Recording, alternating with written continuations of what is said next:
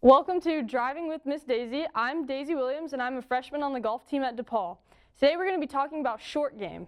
So you might ask what short game is. That's any shot taken within 100 yards of the green or any shot on the green itself. So this includes chipping, bunker shots, and putting.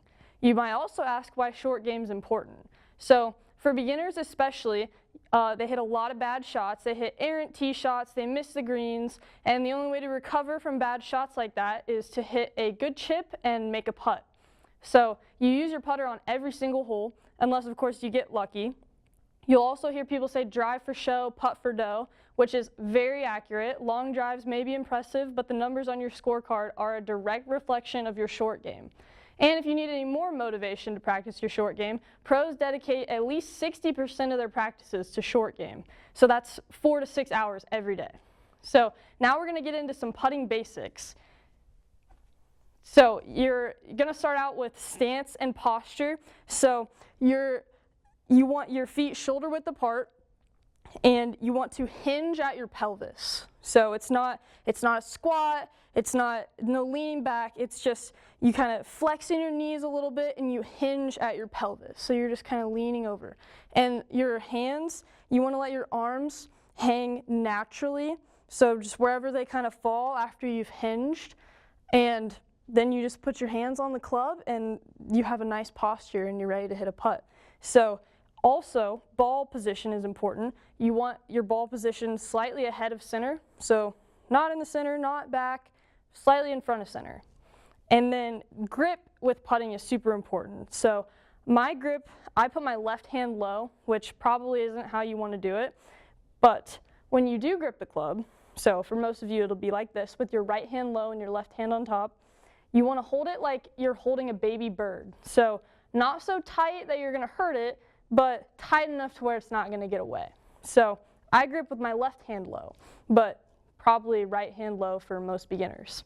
And then alignment is also important. So every putter, this is very easy, every putter has a line on it or some form of alignment tool, and you just point that line wherever you want your putt to start. So putts usually always break. You don't point that where you want it to end up. You don't point the line at the hole every time. You point it where you want your ball to start.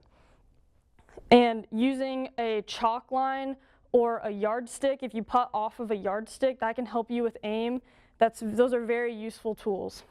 Another thing with putting is wrist breaking. So you want to avoid doing this with your wrists. This is bad. This is really bad. This is the worst thing you can have in your putting stroke.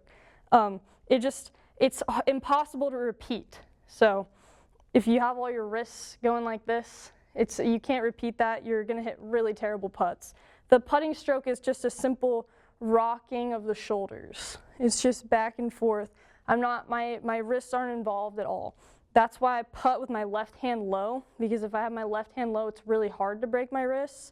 So it's just a simple rocking of the shoulders. It's a fluid motion. You don't want to decelerate in your putting stroke. That's when people get nervous and they take it back and then they slow down when they get to the ball. You don't want any of that. It's just a smooth motion like a pendulum. So there's some putting basics. Now we'll talk chipping basics. So make sure you practice your putting before you pull your wedge out. But chipping is also super important. So the posture is very similar to putting. It's that pelvis, that hinge at your pelvis, and your arms just hang naturally.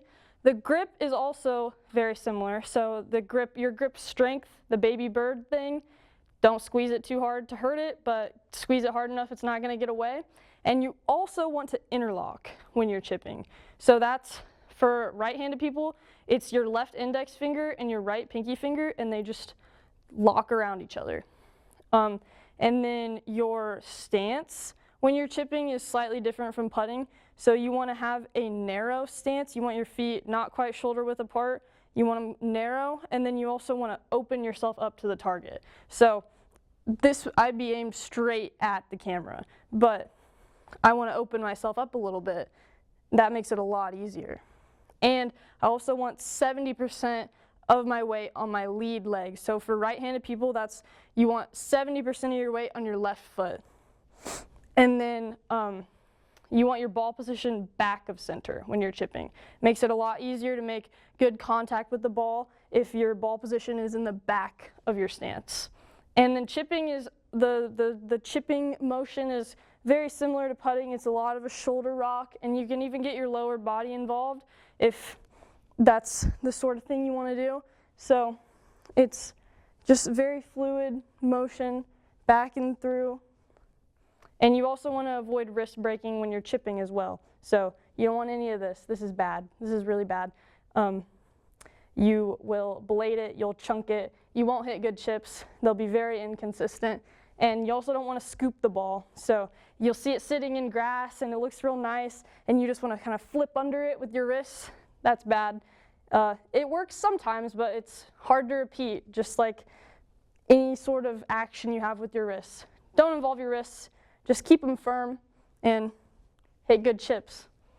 And we'll catch you next week, and we're going to be talking about golf myths. I hope you enjoyed it.